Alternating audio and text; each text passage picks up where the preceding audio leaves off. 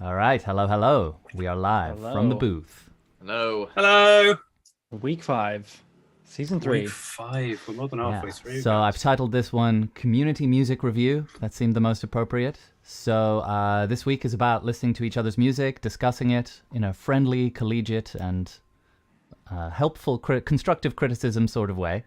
So we already have a few pieces submitted. Thank you very much to, I think it's Darren, Alessandro, and Laura that we've got from so far. But anyone else in the chat hanging out, feel free to drop a link to your music, and I'm sure we can give it a listen. So is there anything we should chat about before we just start listening? I mean, maybe let's hope that... oh, Darren's here. I can see he's popping up. Is there anything we want to talk about before we get into listening for this week? I guess maybe just give us a shout if you're in the chat, just so we can also know, like, if somebody is coming in late, then we'll save yours and wait until you're in here. Yeah, I think other than that, just the first reminder of the evening that next week we have Vicky back. We were all really pleased with last week. I thought that was such a great stream to have her on. So next week we've got her again to look at the projects for polling. So looking forward to kind of seeing everybody's reviews for that too. Yeah, that's gonna be awesome. Cool. Well, I see. I mean, I think we have kind of everybody who submitted is in here with us. So Okay, great. Shane, you're driving tonight. So Okay, yeah, I'm behind the wheel. Why don't we now? Alessandro submitted us quite a large one. It's about a 5-minute video. So shall we start with that one? Because I know that he was kind enough to submit the score as well, which is great. We always love diving into the score, and there's always things to talk about in that. So let's start with that one and but also try not to use up all the time on one, which we can easily do if we're not careful. Cool. I was just going to give some context to that one. So, because Alessandro wrote in his email, this was an orchestral piece that he wrote for a competition, but then he's also using it for the composition for Screen Showcase at Royal College of Music. And so for that live performance, he has essentially single winds plus an alto sax, 2 brass, or 3 brass rather, 1 percussionist, harp, piano, and then single strings. And so he's kind of had to adapt the score down from the orchestra that he used. Oh, that's very before. cool. Yeah, we can definitely talk about that. That's interesting to have to adapt something to a different ensemble. Because I suppose also at the Composition for Screen Showcase, you can choose to just show something pre-recorded, but it's always more fun to use the musicians you have. Yeah. So Alessandro, feel free to give kind of any other context in the chat, or correct me if I've sort of misspoken on anything. Okay, great. Well, guys, if you just want to watch along at home, I'll switch over to the video screen and then I'll press play. See you on the other side. See you in a bit.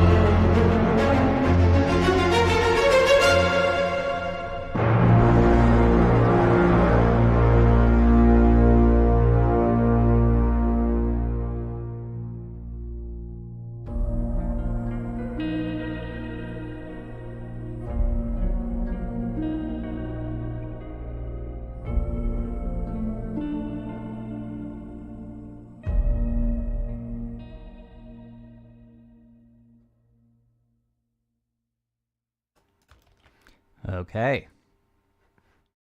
Wait, sorry. I've got you guys muted. Give me 1 second. Okay. Sorry. Back. Very nice. Say the compliment again. Yeah, bring on the compliment. Nice one. Yeah, great score. Yeah. Nice job. Who would like to begin? I'll go first. Okay. Oh, Michael, Michael, you were much more polite. You go Oh, okay. Well, I was just gonna say one quick thing. This is, yeah, I mean, the score is great. There's a lot to talk about here, but I'm just gonna say this before I forget. I think, constructively speaking, the tempo layout can be adjusted just a little bit more. I think the problem is that at certain points it drops down to too slow of a tempo. I think what would benefit you more in the context of having live players is actually doubling the score and then doubling the note value. So it maintains the same rhythmic layout, but jumping down from, let's see, what do we start at? Where there are points when it got up to, it accelerated between 78 and 120. It just felt weirdly like we had dropped down too far in tempo, and then we dropped down to 60 and then sped up super fast again. I think there's a clear way of notating it where you maintain the forward momentum, because the music during that period felt like it needed to push forward. And I felt like if you were getting live musicians listening to a click at that slow of a tempo, you wouldn't get that forward momentum. And I don't think that's something that's often considered when it comes to the rhythmic ratios between the tempo and what you're trying to write. I think maintaining a faster tempo would really benefit you. For example, in bar, well, are there bar numbers here? Oh yes, bar 30. Do you want me to put the score up on the screen, Michael? I can do. Sure. Yeah. That'd be great.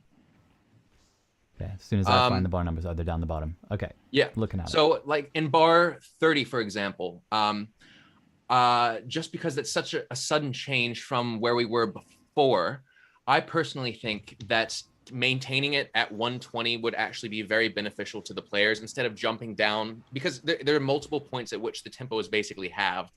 And although that may be the feel you're going for, if you maintain the click at a more consistent tempo, I think you'll get the energy needed for these individual sections, as opposed to making it sort of feel like it's very, very sluggish.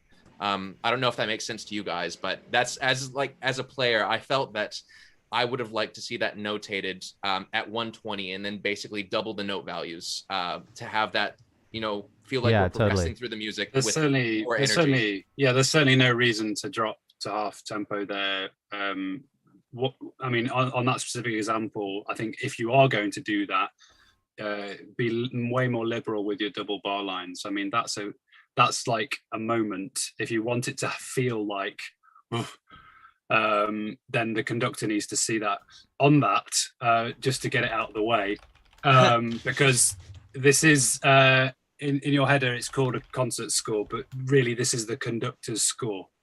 So every decision you make with formatting on this is for the conductor's benefit. Now your tempi are very shy. They're very small and they're hidden on the alto sax stave, which is no good to anybody. Get them big, get them at the top. They need to be big because you have a lot of changes. I'd agree with Michael, but I'd also say there are areas where it feels a bit, I don't know if you're on Cubase and if this is time warpy, but there's moments where there are very abrupt changes, and even just smoothing it a bit somehow could help. But certainly just from a practical point of view, the first thing the conductor's going to do is hesitate to be like, what's my tempo? Because yes, it's common to have it above the string section, but actually they're looking above the flutes, above the top instrument, and it needs to be big. That was the first thing I noticed just looking at the score. That's interesting. So you've both brought up different aspects of the same issue, which is tempo. Michael, kind of from the psychological player's perspective, like what's the difference between crotchet equals 120 and crotchet equals 60 if the notes are twice the speed or whatever. And then Sam, from the technical perspective of the conductor. Yeah, I think it's just it's good to remember that the moment you're dealing with musicians, you're no longer dealing with computers. And computers are totally fine with crotchet equals 122, crotchet equals 126, crotchet equals 118, just one after another. But humans are like, wait, what? Why? Especially if they have to play a continuing rhythm. Like there weren't in those bars I was looking at, but it is something to keep a handle on, because like tempo changes, even in the recording process, tempo changes can kill a recording so quickly and so easily. You have to make sure they're worth it, or you've planned them in a way where they feel so musical that there's like, how could they be any other way? Sorry, keep going, Michael. Oh, I was just gonna say, yeah. I mean, as Shane was saying, computers and samples and DAWs don't really care at the tempo, because at the end of the day, it's just a ratio to them. But for players, I would play something, even if it were the exact same ratio of rhythm at 60 and 120, I would play that personally very differently. I think, the slower tempo, you're going to get less defined note beginnings, and you're also going to get a less accurate rhythm. Just because effectively putting it 120 is just subdividing it for the players at 60 beats per minute. So that's just something to be aware of. If you want energy to be maintained, if there's something that drops below, I'd say maybe 80 beats per minute, I'd end up just doubling it and subdividing it effectively for the players. And if you don't want to put it at 160 beats per minute, then do it at 80 beats per minute, but subdivided in quavers. It'll be a lot more accurate, and I think it'll be a lot clearer for the players as well. Just because 60 is, it's a pretty slow tempo to play along with, because you're effectively having to really wait a long time before the next beat comes. Whereas if it's subdivided, it's much easier to follow along with. Can I just add to that, Michael? I think you're right. It's important to think of these things while you're writing it. What is going to be the most musical interpretation of what you're writing?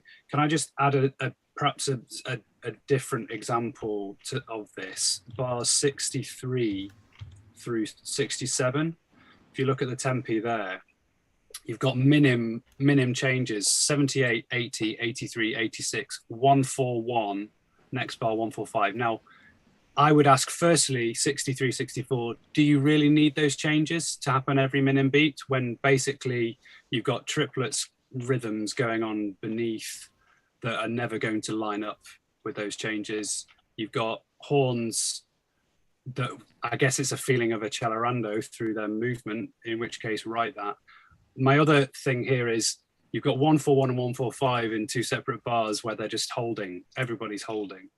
That could so easily become one that takes up the same amount of time. Exactly, but these are moments where, so there's two things here. There's a copyist's point of view, which is anything that doesn't need to be there is crowding up the part. It's something that they're going to be looking at that they don't need to be looking at. It's distracting, therefore it's probably going to be another take or something. There's also the issue of potentially needing another take just because it's a bit more confusing than it needs to be. But I think it's just that having that consideration, have that recording hat on when you're dealing with these things. And I will say, there's one more example as well. Just talking about superfluous information. In bar 50, Shane, if you can pull that up. So bars 50 through 54 is essentially just a molto ral there. Is it up on the stream? Yeah. So if you can go down to where those tempo markings are. Yeah, there we go. So you see it decreases from 115 to 78. And I can tell you right now, if you ask me to count 102 right now, I wouldn't be able to do it. So being that specific for musicians, it doesn't really make that much of a difference, because it's all going one way. It's all decreasing in the same way that you wouldn't, if you're writing a decrescendo, wouldn't write forte, then mezzo forte, then mezzo piano and piano at each point. Just trust the musicians to know that it's going to be slowing down. I mean, they're not going to follow along exactly with the click anyway. There's always going to be some degree of error, but that is sort of unnecessary information that will distract from what they're supposed to be doing. So in that instance, I mean, what's the tempo before that? I don't know what tempo we are at before. We're at 121. So, I mean, put it the 115, yes, and then molto ral from that point. Maybe you can put where we end up at 78, so there's some expectation of where we'll go. But I think all those extra tempo markings are really unnecessary. In the same way as well that just below that as well, the dynamics on each bar are also not necessary for the cellos and basses, as well as the harp. Just place it once and trust the musicians to remember that. I'm sure that was probably just a copy paste thing. But it's just something to be aware of in terms of keeping a really clean score that's very easy to read and doesn't have unnecessary information on it. I mean, we've been in enough sessions, guys, to know that things like that can cause stupid questions that seem stupid because it seems obvious, like you're just playing at MF. But someone might ask, like, well, if you've repeated the MF, then what have we done to the previous note to make it not MF anymore? And that's you've wasted 500 quid. By doing that. Guys, I think we should yes, let's talk about the music, not only the score. But it is interesting because I think knowing that this one is going to be performed live, like this is real actionable advice. So I don't think it's just total waste. My first question to you, Alessandro, because I thought what I heard on the video I thought was a really effective score. And my question to you is, what is the purpose of your recording? I realize that you get this opportunity at college or whatever, but it's not a recording, it's a performance. Remember, sorry, it's the showcase. Apologies. It's not apologies, it's for showcase. In which case, so therefore we know the purpose, which is to sound as good as possible live. So my immediate thought here is you have a limited size orchestra, so using doublings is really important here. And I think I think your brass is going to sound a lot weaker than it does on the video is one big thing. And I think you've added some alto sax. Oh, he says it's a recorded performance he's going to do at the showcase. So just correct us if we misunderstood that.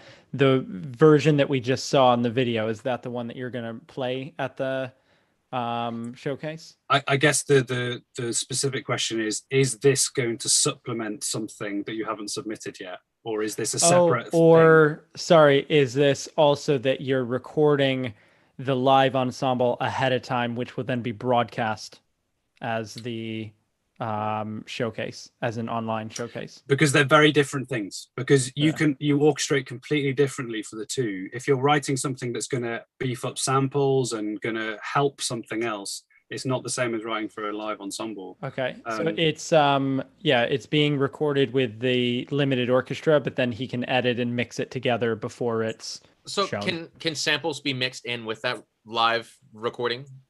Yes, that's my understanding. It's not against the law, Michael. I didn't know if it was against the law. I don't know. but that would inform some decisions, I think. Yeah, for sure. Some changes, because I think, for example, you've got two brass players versus an entire choir of brass that you want it to sound like. Okay, so every decision you make in the brass is based on making your brass ensemble sound better. Now, what you've done is you've essentially got, for the most part, I think you've got separate lines. I think that's fair to say. I mean, there's a couple of bits where they're playing in unison, but really there's not going to be any reason not to have them doubling when there's the option to do that, because all it's just adding sound. And if you only have one player, then you only have one player adding to that sound. Whereas if you have the opportunity to have two, you might as well.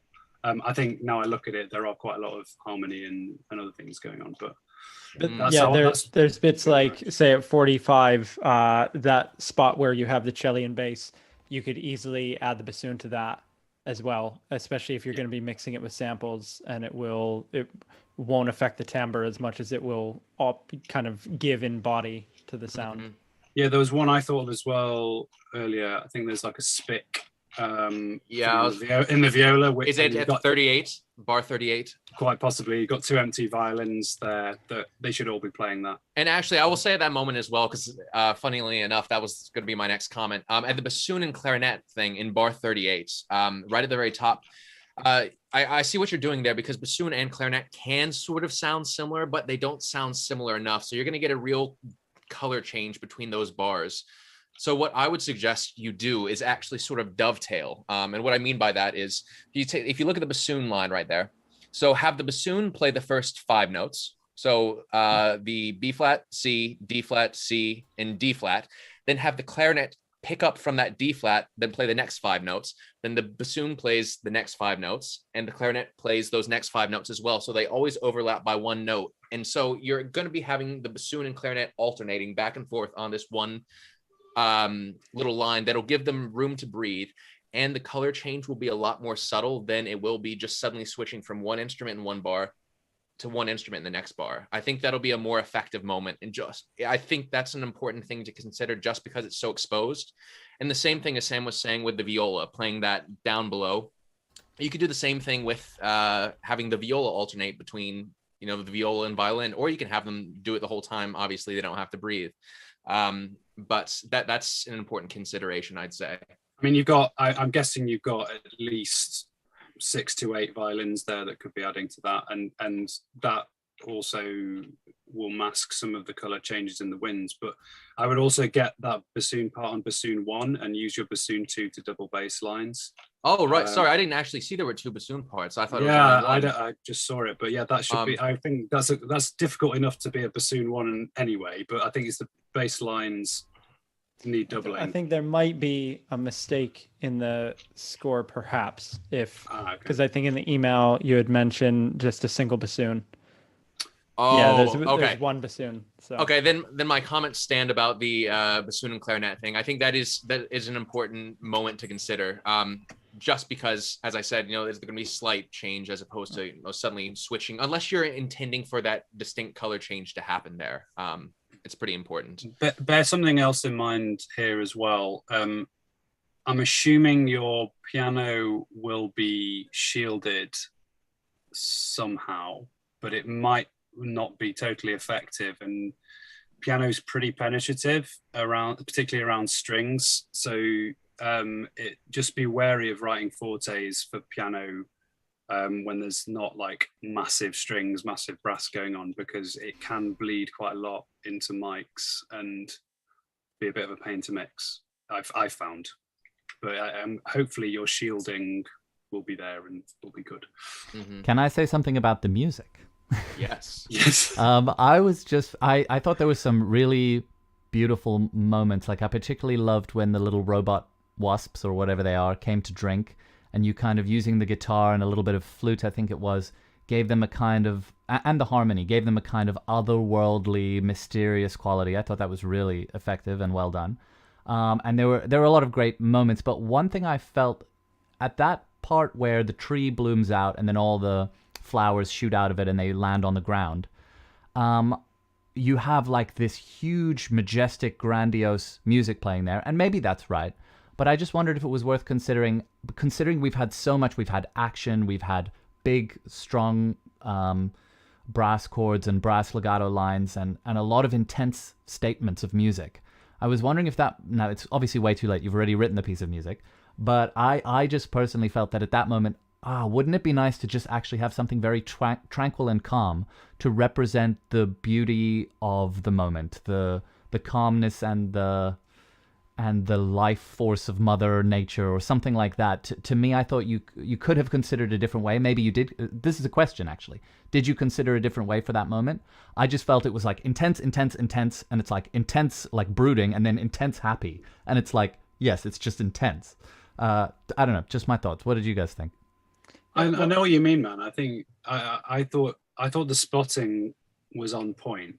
Like I thought the vast majority of your decisions would just fit really well, but I do know what you mean. It felt kind of trailery in that sense. That I mean, it wasn't like that, but in the way that it was sort of all kind of high energy, and having that drop might have been quite refreshing, a bit of a sorbet moment. I was thinking kind of like a general idea, sort of piggybacking that comment, is that I felt overall you could consider a little bit more like chaptering of the whole story. So I think because there was a lot of like moment to moment kind of identity of like, here's this, and it has its own kind of thematic idea. And then here's this, and here's another melodic fragment. And so kind of choosing like, which, if you were to break this into like a 3-act structure, what are you trying to kind of say from, okay, in the beginning, they're kind of gathering this fuel. and then now the whole thing is transforming and we're not sure where it's headed, and then we get this like bloom and blossom and see the resolution of what the story is. So maybe kind of giving a little bit more identity to each of those and thinking of them as like a bigger arc over particular sections, I think could then help kind of direct our attention a little bit more specifically. And I think I would just add, sort of combining both of your guys' points there. I think in terms of making the most out of the orchestra, as much as I was saying, like, don't be afraid to double everything and get the biggest sound possible, actually making the most out of the orchestra is a range of forces. So, you have the option of one person and you have the option of everybody playing the tune, but you have that huge difference to take advantage of. And I think perhaps what Shane in particular was saying is that it feels quite full all the time.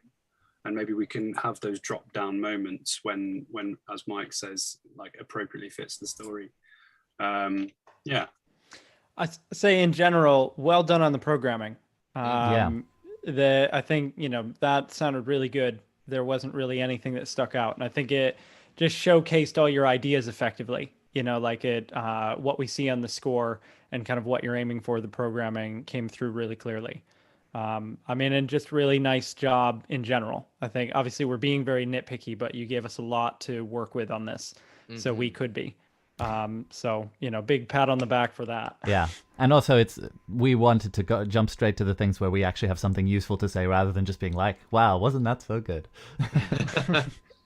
But it was good. Okay, shall we move on? I see Darren's in the chat.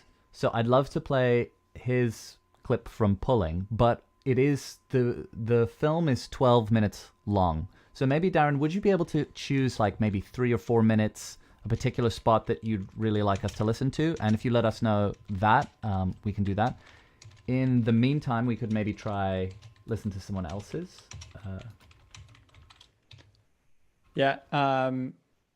David's also wants to share some too. So feel free to just share a link in the chat. Yes, that would be great. In the meantime, we have Laura's. Now, I'm not sure if she's here. But we could... She submitted it, so she might watch it later. Why don't we... Yeah, why don't we jump in? I think I think it's not too long. Is she in the YouTube chat? She usually is, yeah. Yeah. David, I'll grab your link. Let's have a listen to Laura's, guys. Schloss Marbach, and then we'll talk about... I don't know how to pronounce that.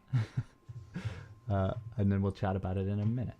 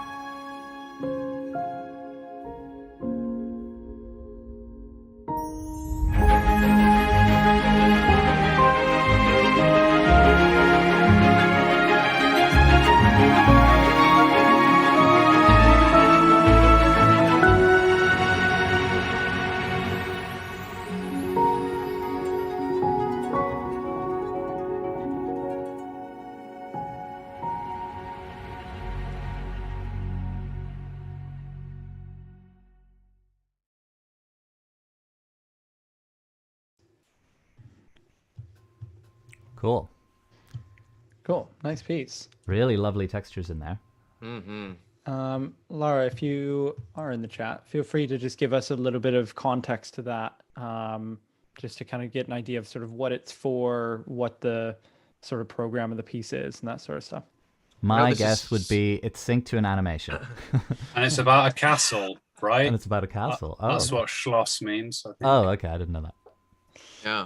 I'm only guessing that because it has I could hear from the way the music was structured and the phrases that that it felt like you were hitting certain things in the picture, or there was an interruption of the musical flow for a picture concern. Mm-hmm. I have a kind of, I guess, a mixing comment, if I could jump in with that. One thing I thought, I mean, it's really nice, like a lot of the programming that's there, but you had some really nice bits with kind of up close, essentially like string quartet in the front.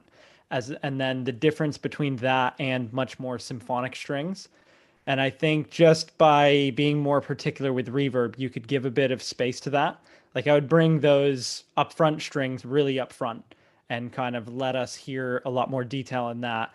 And then the big symphonic stuff can sit a bit further back just to kind of give this space of the ensemble. Because otherwise I thought at some points it started to blend together a little bit too much. And sort of took away from that effect that it was already in the music.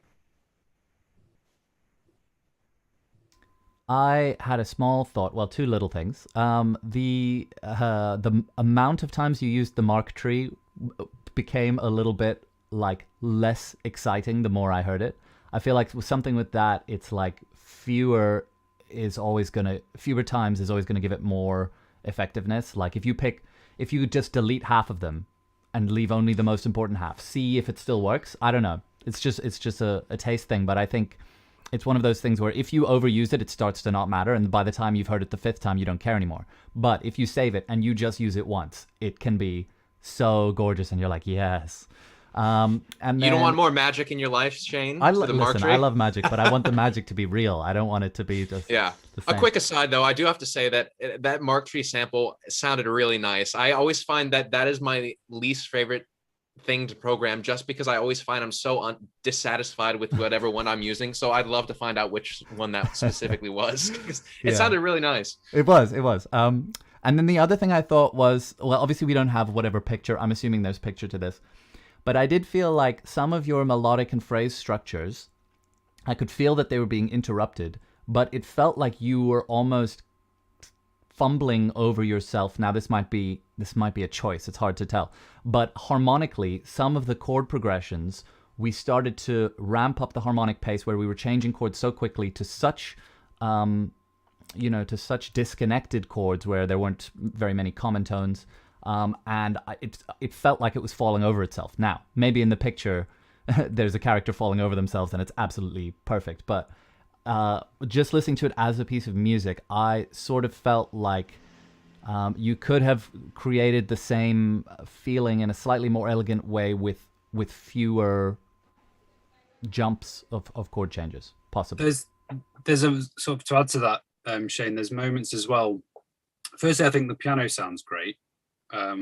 But there's moments where it's kind of in a reverie, and I think that's deliberate. It's kind of what you're saying, Shane, that it is kind of tripping over itself a little bit in the way it's written, and I like it. But just, I mean, if it is samples, forgive me if it isn't, but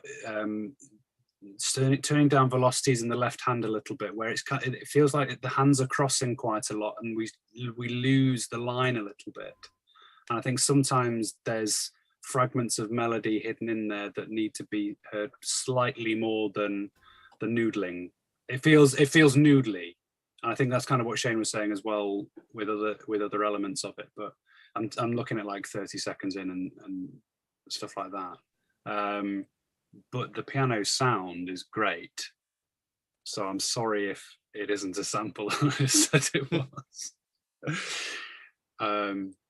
Yeah, I like it. Yeah, great piece of music. Very nice. Okay, if there's no more comments, and I guess if Lara's not here, sorry, we can't talk specifically more about it.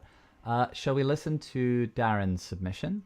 Mm-hmm. Yeah, and Davide's is also for polling. So we've got kind of two submissions to look at for that. Okay, wonderful. So Darren's saying the party to bathroom scene. Just offhand, Mike, as you know the film so well, do you know roughly? Let me just pull it up on my end, and I'll give you a sort of timing. Yeah. Sorry. That's fine. I'll download yours in the meantime, Davide. Cool. Actually, Darren, I think it would be helpful if you just gave us the timing that you're thinking of. Party to bathroom. It's like where all parties end, isn't it? In the bathroom. Where all parties start. Silencing Sammy says, hopefully one day I can pop one of my submissions in here. You're Sadly, good. I'm lacking in composition skills. Don't worry. I feel that way too sometimes. Yeah. But please do. All works in progress are welcome. That's sort of what the point of this. I was about to say, I think the mark of a true composer is always feeling that way, though.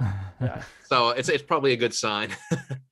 There's we humility could, there. just while Darren's getting ready, we have from Davide, his is actually just a piece of music, which I've downloaded onto the Dropbox now. So his is the end credits. Oh, Darren's ready. Okay. Yeah. We'll do yours next, Davide. Okay, let me just make sure when I switch to the video that we actually all see this. And we're going from 5:42. Okay.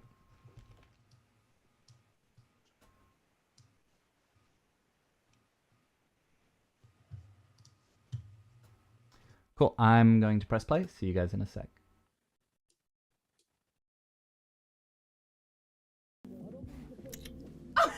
Kelly, what a get out. Casanova! And you, silly little minx. Oh! Oh my gosh, you're going bald.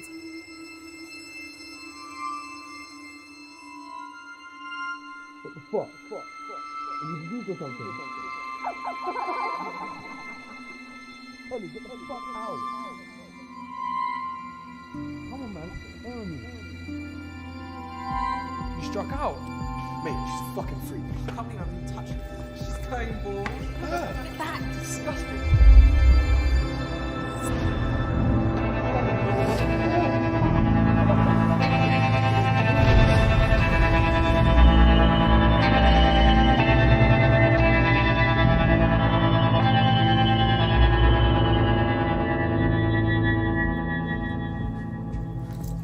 She's been doing it for years, pulling her own hair out.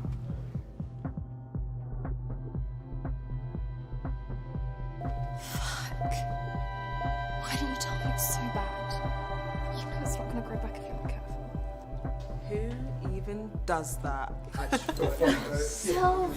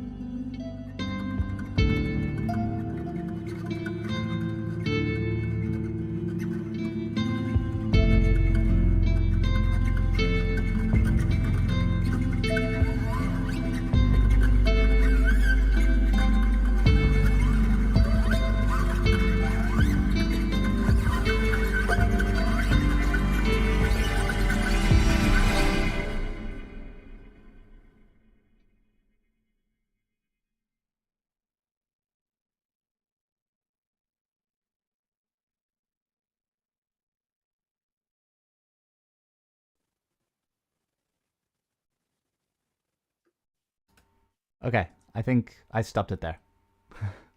I wasn't sure how long to go on for. But that seemed like a good chunk to talk about. Cool. Nice one, Darren. Yeah, some I'll really go nice first, ideas that's there. okay. Yeah, go for it. Yeah. Darren, nice one. I think the second half of what we watched was great. Like I love the the scraping guitar string thing. I think that's so good for this. It's like your hook for the film, and I think and it feels like this is essentially the emotional climax of the film, really. And the way you build that, I loved it, and I think from that moment it all worked really well. Before that, I think it's a busy scene. I mean, obviously there's stuff before it where there's music going on that you can't get in the way of, and here the temptation is to kind of introduce yourself a bit too much, and I think you don't have enough breathing space. It feels quite busy, and I don't think you need to do as much as you're doing. There's one bit in particular where you're actually we've had the kind of the filmic lowering of the dialogue, so it feels numb and like background, but then we do come back before she leaves the club or bar, whatever, and we need to hear that dialogue, and actually there's still motifs going on that just get in the way a little bit.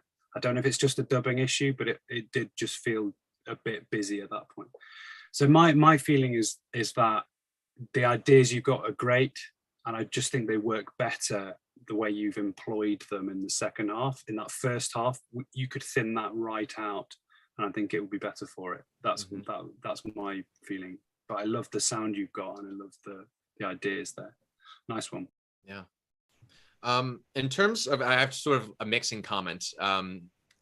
Specifically during that first scene where you've got all those synth textures going on, especially the sort of the binaural one that went in and out from left to right. That one seemed to really stick out a lot to me. I feel like some of the maybe higher frequencies of these synths can be toned down just a little bit, just because it feels like it's not quite in the same space as the other instruments. Not that it's necessarily meant to be in an acoustic space, but it felt slightly out of place. And the same thing with actually the guitar, not the scrapes, but the actual guitar playing in the second half. It felt like it was placed spatially in the same area, but it either didn't have the same amount of reverb or didn't have the same EQ as the other stuff. So I think just sort of dulling the sound a little bit could help make it fit into the mix a little bit more, just because it felt like it was recorded very, very close. If it was recorded, which it seems like it was based on what you were saying in the chat. So just make sure that nothing really sticks out, because for the most part, it was very nicely mixed and sounded great, but just a few things here and there stuck out to me that were distracting enough to comment on. Cool. I was just kind of skimming through too. I think we could sort of continue on more or less from where we are, because Darren's got a couple more bits kind of through to the end. And just from sort of skimming them, I think it also kind of justifies this guitar idea a bit more too when we start to hear it, how he's arranged it. Sure. Sorry, I didn't know when to stop. We can go back in a second, but maybe it's good to just stop and talk about it in chunks. Yeah. I was thinking, I have a slightly different perspective from Sam and maybe Michael as well. I liked the disconcerting, overwhelming synth textures. I felt like when she's in the party and everyone's like making fun of her and she's spinning around and she's kind of having this sensory overload experience, to me, I think those synth textures go with that. And I personally would want to be like, do more. But then, as Sam says, cut them out, like bring them away so that you're in symbiosis with the film, that when we come back to real life, they go away. I think that could be very effective. And I also think the guitar that's being played at that moment, which is like a repeating electric guitar ostinato, like a descending 4-note kind of thing, I felt like that didn't fit with the overwhelming sensory overload experience idea. Personally, I just thought if you just mute that and you do more with the synth textures, I think that could be magic, my opinion. Are you talking about the thing that is threateningly close to a kind of 60s villain walking on stage in a theatre show? That one, because I was going to talk about that as well. Oh, okay. Is that the one you were talking about? I think so, yeah. It's when she's in the party spinning around and we can see Mike in the background. It's got a little bit of wobble on the guitar sound, yes, and I was like... a little tremolo kind of action. Yeah. Okay, well, I'll pass over to you in a second. But so that was my thought on that moment. And then when she's in the bathroom and she's crying, looking in the mirror and everything, and you've got those like echoey drum sounds, that's really cool. Although I thought the guitar timbre there, at that moment, sounds to me like it's supposed to be kind of like a nylon string guitar, like almost like a classical guitar. I felt like maybe you haven't gotten around to actually recording that on a real nylon, but it sounded to me like it was just like a contact patch. Maybe I'm wrong. But that I would really focus on the sound, because you've given yourself this kind of unique, interesting challenge, which is that you've written so few notes. You have like a bass note, and then you have a high note, and you've got a lot of space. And I think if you can really just work on the production of that sound, we'll love to live in that space. But if you don't, and it's a little bit more like it is at the moment in the mock-up, it feels like it's a bit empty. So what I would say is like, yeah, get a well-played nylon string guitar and soak it in reverb or something, like compress it, make it sound really beautiful with EQ and so on, and have that be the focus of our attention. And then I think it'll be like heartbreaking. But at the moment, it's just kind of like doot, beat, and it doesn't quite do it for me yet. I think it's a great idea. It's just about the exexecution. So yeah, sorry, over to you, Sam. Yeah. Can I just piggyback yes, go on over that? to you, Mike. I think kind of right off the back of that it's, even if you had sort of like two notes and a patch, and a synth patch, you can still fulfill like these roles of having a foreground, a middle ground, and a background. And so it's kind of, just as much as like a string quartet can sound bigger than a full orchestra in, the way that it's written and the function of each line. I think that's kind of what Shane's also referring to with the production, is like, if the production of that idea is really, of each sort of instrument is really full and dynamic and kind of evolving, then it can sort of hold that space on its own, rather than, kind of relying on the note or the harmony itself. Mm-hmm. And just real quick, going back to the comment I made earlier about the synth. Now, I think the discombobulative aspect of it is really, really great. But the point I was trying to make, Shane, is that because the synth sticks out so far from everything else going on, it almost feels like that effect is lessened. And if that synth felt like you were more in context with the rest of what was going on, I think it would actually be a little bit more overwhelming in that sense, just because it felt like there was a lot of space in between what the orchestra or instruments were doing and that synth that came up. So I think totally that's the exact right effect we're going for. But just if there's any way to sort of smush it together a little bit more so it's one thing instead of just an individual, because it sort of felt like almost like a tinnitus effect, but not in a good way, if that makes sense. I was gonna say that I think, sorry Sam, I will shut up, that I think it's just a case of like, you have one great sound, but in order to achieve that effect, you actually need like 10 great sounds, some of which come in and out, and you just notice one for a second, and there's so many of them. So I think it's just to do with, you don't want one great sound that's really loud, and that's what's happening at the moment, and that's what Michael pointed out. You want like 10 great sounds that are all buried in one another, and then some of them dip in and out of the texture, and that is what's going to give you the overwhelming effect. Yeah, I was just going to say the same. It's like you're being pushed with a very sharp finger. But you need to be kind of pushed with two hands. It needs to swamp you, not like, ow, like that. It needs to be like, so that's very conductory, isn't it? Yeah. I do apologize. Just going back to this guitar sound, and I'm really sorry if I'm the only one that thinks this, it just feels very like Jerry Anderson to me. It feels very like 50s, like dong, dong.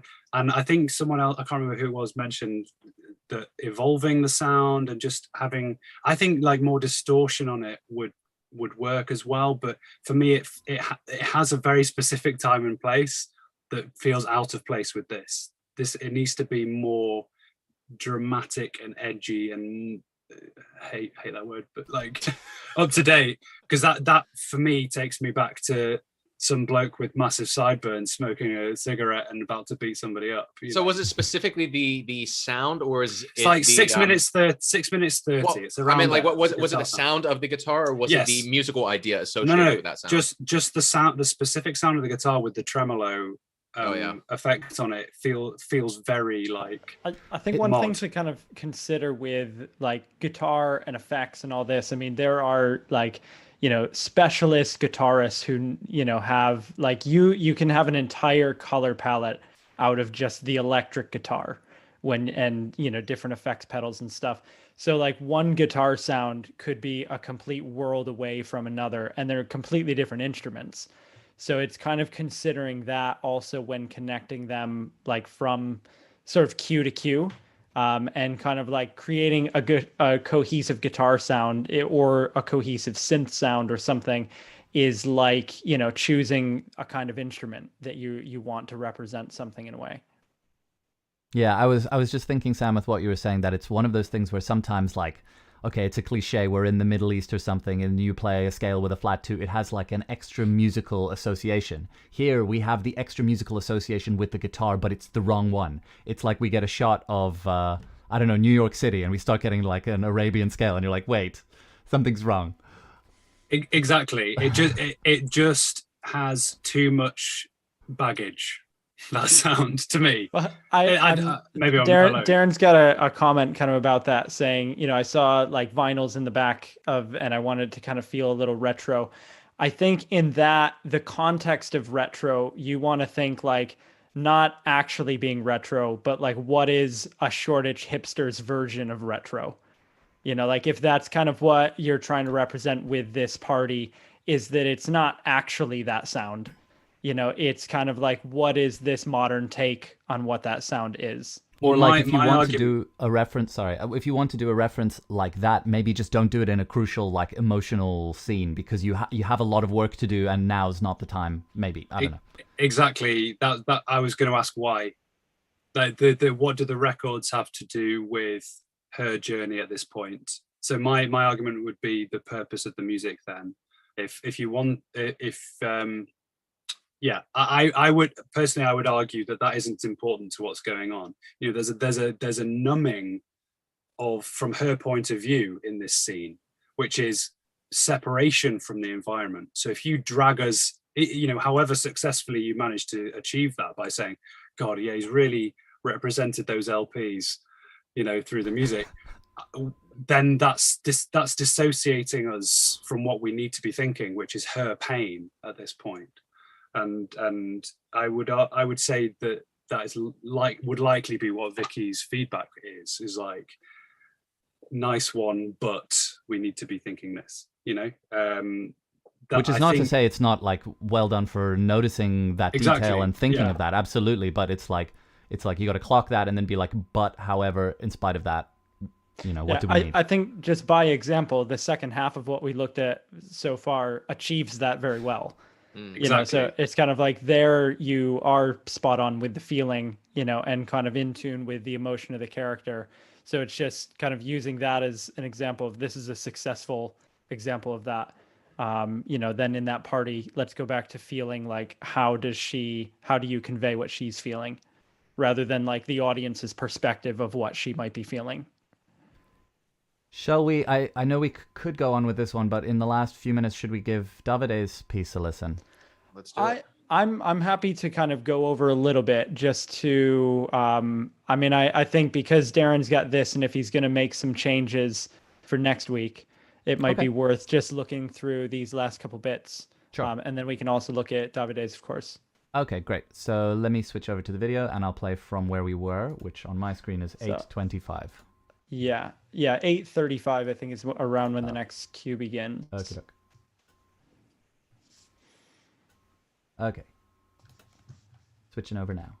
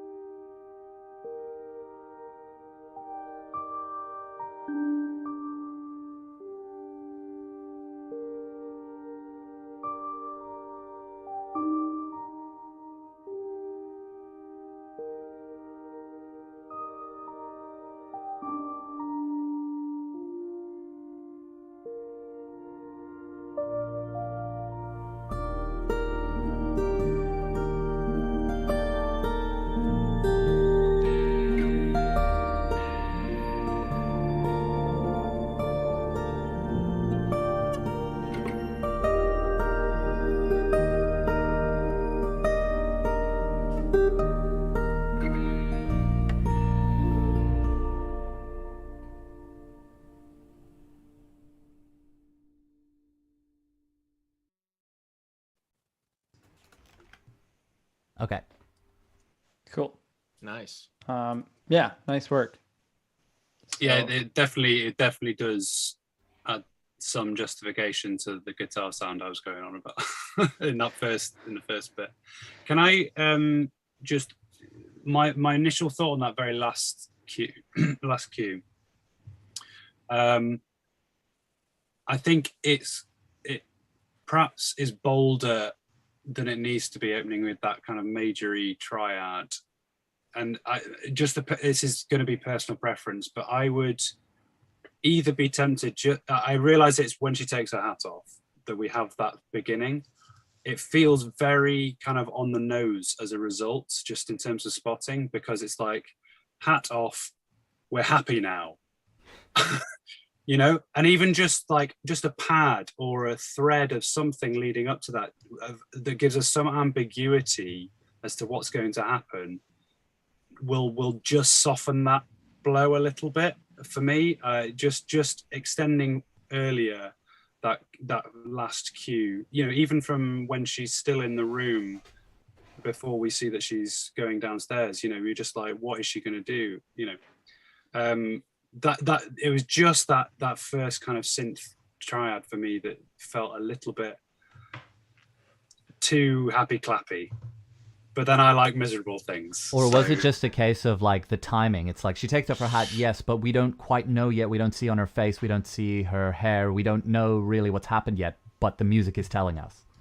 And maybe it was too Transparent. Force, yeah. Well, or the opposite. Yeah, I see what you mean. Yeah, just like it was too hand-holding through that last scene. Actually, it's very self-explanatory what's happening. Yeah, I guess there's a bit of that too, but it was very like we can totally see your thought process at that point, but I think it's for me it's less successful because it's quite bold what you're doing, which is you're literally spelling it out for us.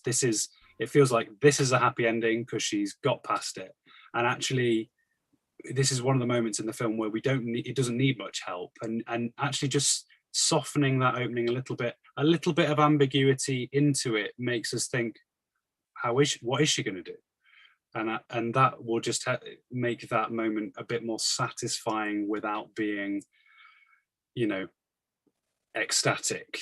Yeah, I'm explaining it badly. Yeah, well, I think that would be a good solution, and I think what Vicky's feedback might be for you at that is to say that, remember, up to this point, you know, her mother is sitting outside the door and they're all worried that, you know, she's been we see her ticking off the calendar, counting the days that she hasn't had an incident. And, you know, everybody's sitting downstairs worried, maybe she's gone back, you know, maybe she's relapsed. And, you know, so that's kind of the air of tension that's in the air when she comes down and before she takes the hat off. So it's important that you can kind of help reflect that to then give us that sigh of relief and that payoff that, you know, this is sort of what that whole film has been about, is that it's mostly a flashback remembering a year ago from the last incident she had. That said, though, you go. Oh, go ahead, Sam. Okay. Shane, go. I was just going to say quickly, when I just want to praise you for the tone of the payoff. Felt lovely, like the guitar playing and the warm, everything feels like a warm hug. So I think you nailed that.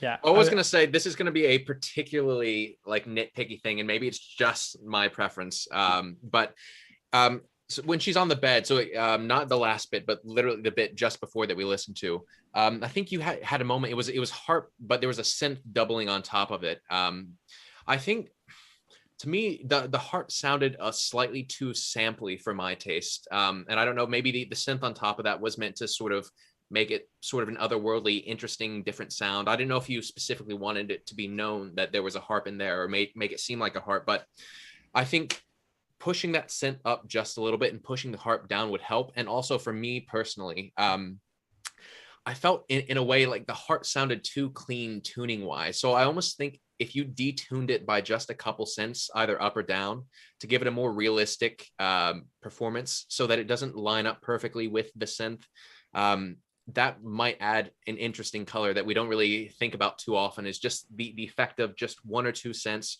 up to 3, 4, 5 cents can really make a world of difference in terms of believability. It's the same thing with the guitar at the end.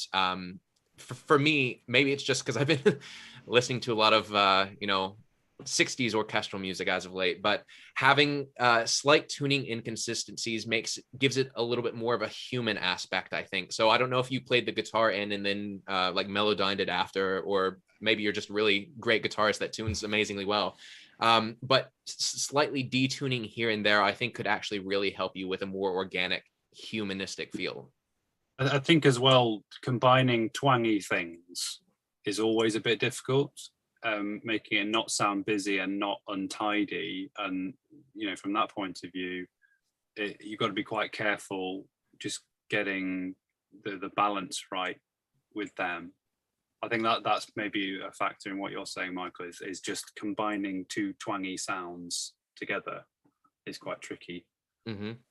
Oh, Darren said there's not any pitch correction, so here we go. If anybody needs a great guitarist, it's clearly Darren. That was great. Guitar is a fretted instrument, right, Michael? Just checking. What's that? Guitar is a fretted instrument, right? I understand, but there's still going to be slight tuning inconsistencies, but it felt very spot on.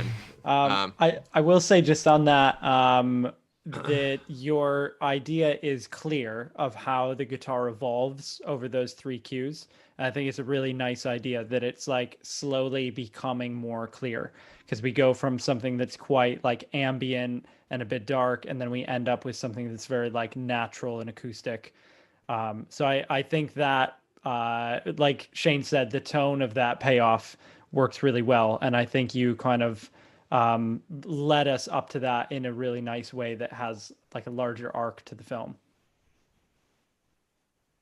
Cool. Shall we go on and listen to the last piece of the night, which is pulling end credits from Davide? Sure. So Davide, feel free to give us any other sort of context just as far as like what you're imagining and, kind of like the point of view that you're trying to express with this track. And just so I know, because I'm being stupid, but what we're about to listen to is probably going to be at that moment there, like literally the end credits, the titles, or is it going to be that moment where she takes the hat off or something like that? Or do we not know yet? Yeah, Davide, if you can let us know. That wasn't clear. Maybe we'll know when we listen to it. Okay. Yeah. Here we go.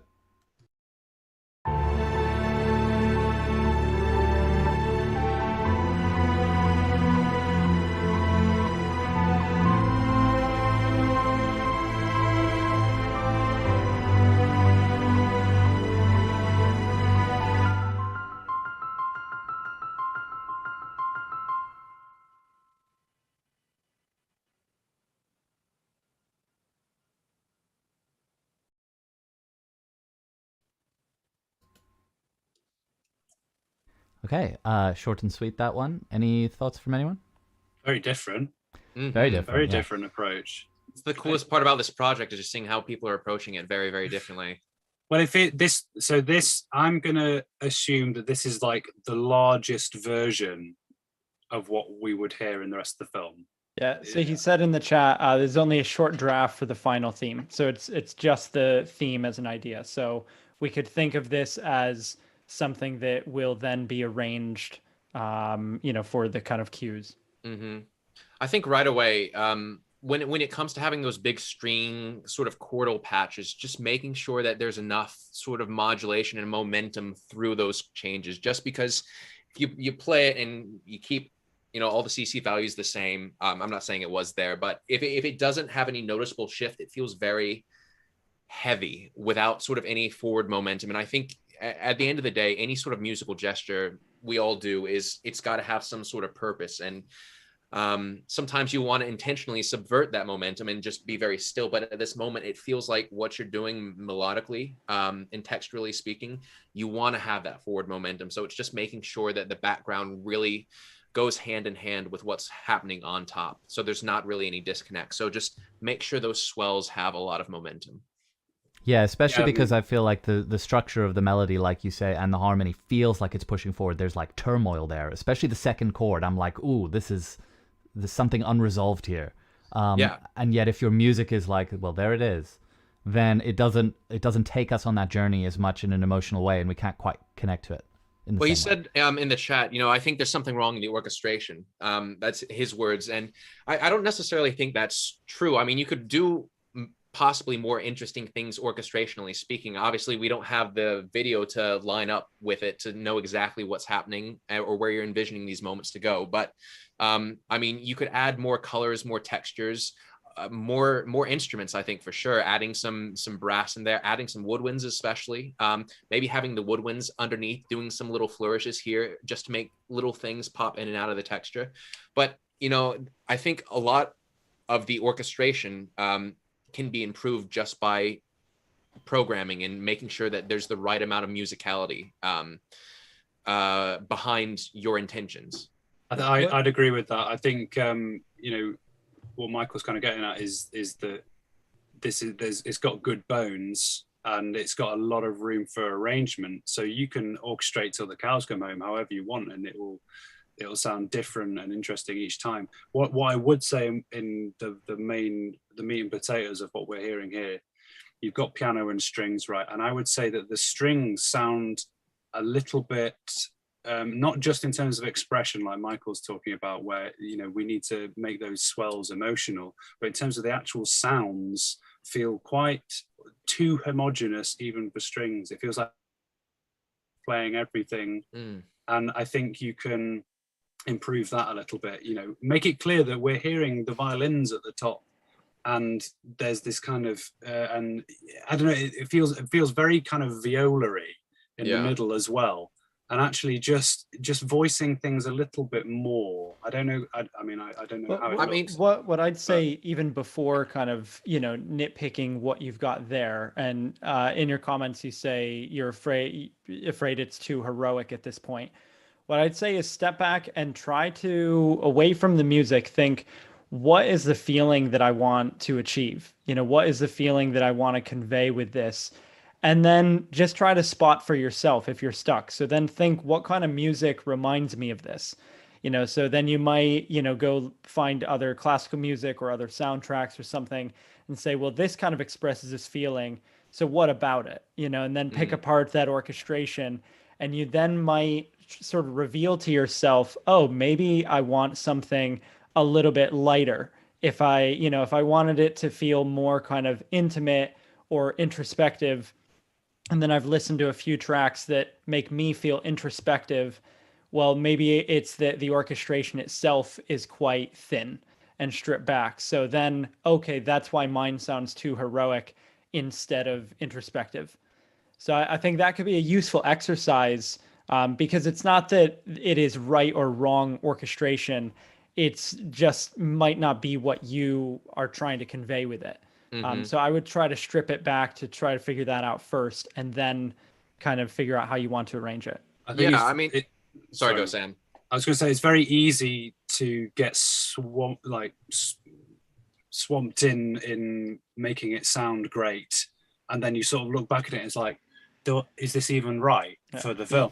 And you lose the forest from the trees. Exactly. And I think one thing for those that have indulged in the Hans Zimmer masterclass, he does actually have one really good thing that he does, which is the pre-suite.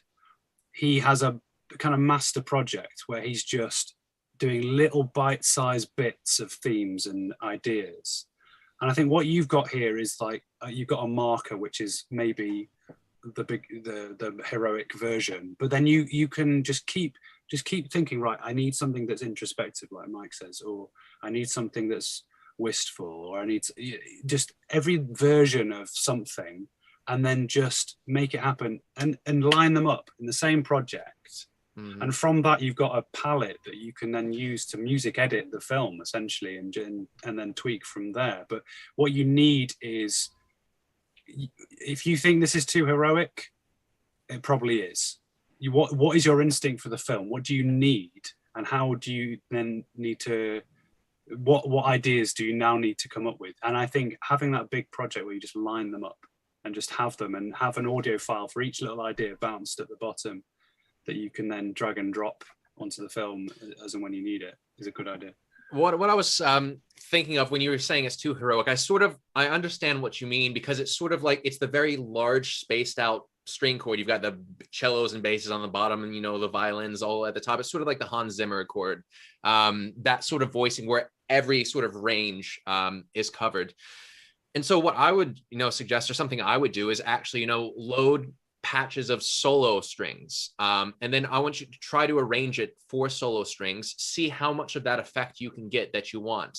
There's a reason why you voiced it out that way. Maybe you like the fullness of it, maybe you like the width of the sound. Try it with solo instruments and then see how close you can get to this feeling you're going for. And if you have to add more instruments, then add from there. But start from a very reduced palette. Start with, single winds as well to add some different colors. Because as Mike said earlier in the stream, there's a way to, make a string quartet, depending on how it's voiced, sound, effectively louder than a symphony. It's the way that things need to be written. And when you write with solo strings, you'll have more of an intimacy that maybe will make it feel less heroic, but you'll be able to maintain this sort of idea. Experiment with also interspersing synths amongst the solo strings as well to get different colors, and just sort of thin things out a little bit. Not every note in a chord needs to be heard. Pick and choose what ranges are the most important to you to effectively communicate the idea. I think there's another, I completely agree with that, and I think there's another way of thinking of this, which is levels of energy.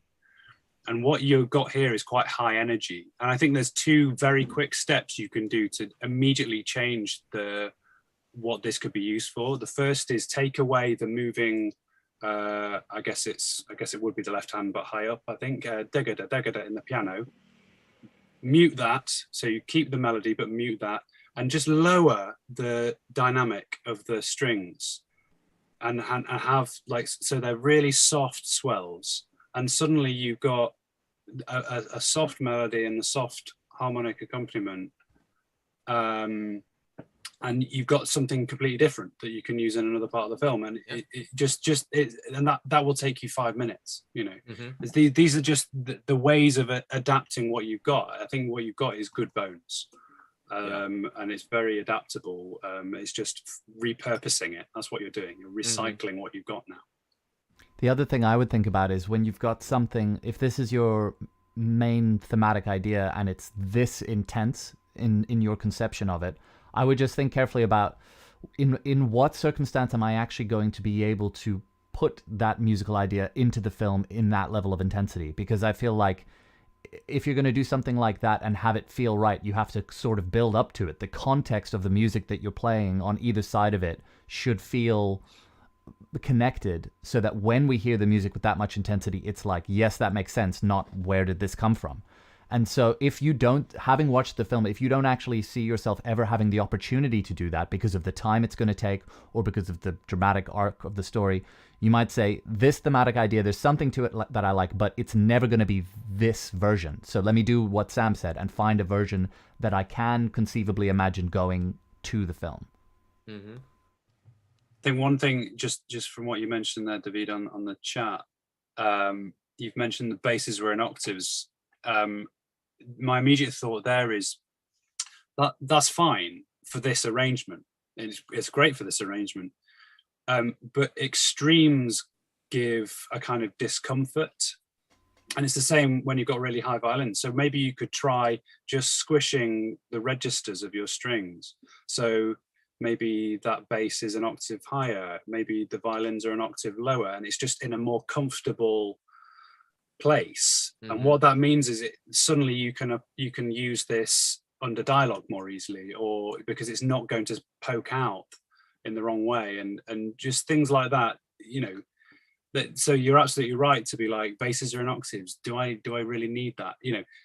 What you've got is a big full sounding arrangement that could work very well. And certainly in end credits, you can do whatever the hell you like, but basically it needs to fit the film. And the rest of the time, it's finding that purpose. All right. Cool. Very nice work. Closing thoughts from Mike. Gary's final thought. Not just on this piece, but on the stream. Yeah. Thanks, everyone. Yeah. Thanks, everyone. I thought this was great tonight. We had a lot of really good work in, and it's a joy to hear your guys' work, but also that we could kind of get really nitpicky. So kind of we're obviously diving in on the details of trying to pick apart where it could be improved, but very nice work overall. So we had a lot of good starting points. Oh, lovely message from Natalia there. Thank you for tuning in, Natalia. Okay. So next week we have Vicky back to review Scores of Pulling. So Mike, should people try and get those in like the day of or the day before? Yeah, I think, ideally just a little bit before the stream if you can, because we always take probably, we take a little bit and try to get set up, and there's some, amount of logistics on our end just so we all have the files in front of us to listen effectively. And I think even more so with Vicky coming on next week, just to make sure she can kind of get it in front of her. So when you can, will be great. And maybe also just submitting some links and things like that. Like Davide just provided a G Drive link, and that was really easy and accessible. So if you're sending ahead of time, feel free to just email us. But that's also works just so we can kind of click on it and grab it. Feel free to submit any works in progress. So it doesn't have to be a fully polished version of the film. Like with Davide's theme, if you only manage to kind of use that over one scene, don't be afraid to kind of show it. I don't worry that it's not, great if you do finish the film and want to show that too. But any works in progress are fine too. Vicky's kind of expecting that as well. And ideally, am I right in saying that people should submit video files if they can? Just it's easier for us to know where the music spots to and everything like that. Yes, I think video files, if you can, and that way, because also remember, Vicky's the director, so this is for director feedback next week more so. So she'll really kind of need that more than us. That's a good point to make. Great. Thanks so much, everyone, again. And I guess we'll see you all next week. Thanks, guys. Thanks, guys.